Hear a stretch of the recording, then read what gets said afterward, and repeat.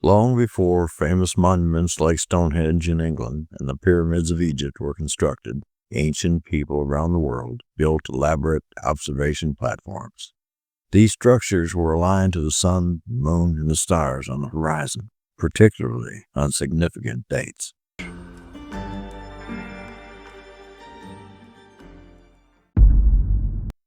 This was a way to mark the days, weeks, and months. This knowledge was important to both hunter-gatherer and farming communities. The ancient people of the earth utilized the stars to figure out when to plant and when to harvest their crops. They are the ones that named constellations. Most of those names are still in use today. Knowing the time of year relative to the seasons was critical information. They also told stories about the heroes and the gods, with animals and mythological creatures represented by the stars in the sky.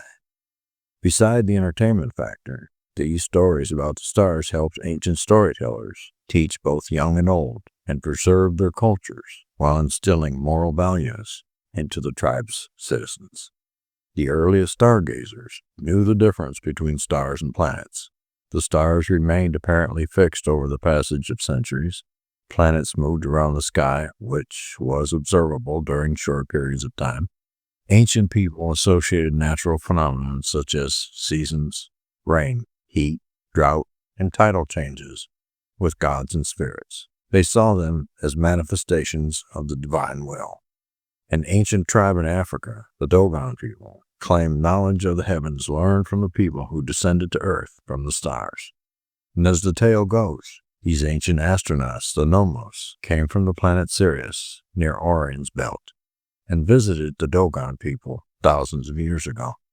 The Dogon people told two French astronomers in 1930 that Sirius really consists of two stars, as well as telling them the Earth was round and surrounded by space.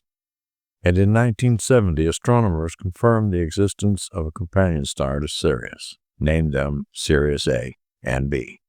Before Julius Caesar reformed the calendar in 46 BC, introducing the so-called Julian calendar, which is based on a 365 and a quarter day year. Ancient astronomers traditionally linked the months to the phases of the moon, and all over the world sky watchers created calendars of 12 almost equal months, varying between 30 and 31 days. As early as 5,000 years ago, some of the first astronomers observed changes in the sun and the moon. They noticed patterns in the sun's rising and settings, and the shape and position of the moon on any given evening. They often built shrines or hinges that told them of key times, such as the winter and summer solstices or the spring and fall equinoxes. This helped them to know when to plant crops after the frosts and when to harvest before winter descended. Hinges existed all over, and they were used to identify these important dates. Ancient astronomers could use it like a giant gunsight to determine whether the sun was rising in a certain direction. Ancient sailors used the stars to help them guide while they were at sea. The Phoenicians not only used the North Star, but looked to the sun's movement across the heavens to tell them their direction.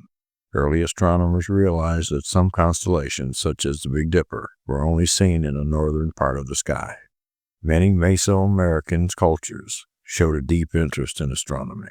Many of them developed calendars and almanacs, and that would act as guides, allowing them to plan for important events, such as planting and even when to go to war. We're all familiar with the Mayan calendar, which some claim predicted the apocalypse back in 2012. Well, we're still here, so I guess it didn't happen. But the truth is, the Mayan calendar is still one of the most advanced and sophisticated astronomical calendars ever. To develop this calendar, the Mayans made a very detailed observation regarding the motion of the sun, the moon, and the stars, and the other planets. Since Babylonians were among the first civilizations that began to write stuff down, they were also among the first to record observations of the sky.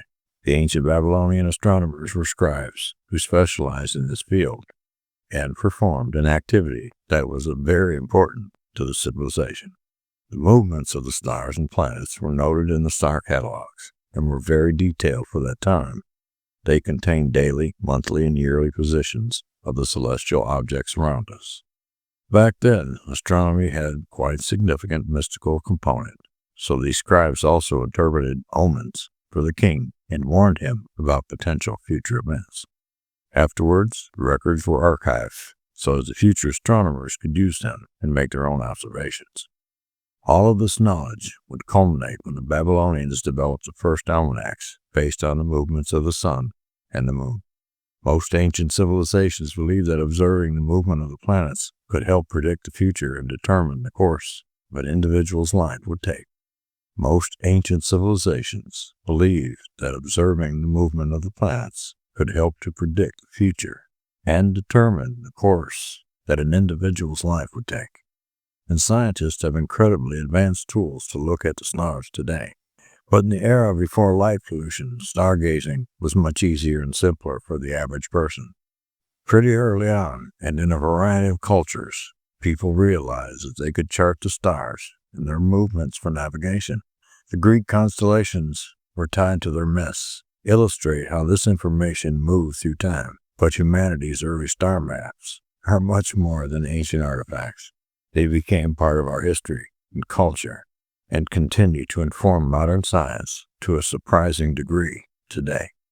It's interesting that the stargazing Babylonians made the first recorded observations of the later famous Hades comet during both its 164 BC and its 87 BC sightings.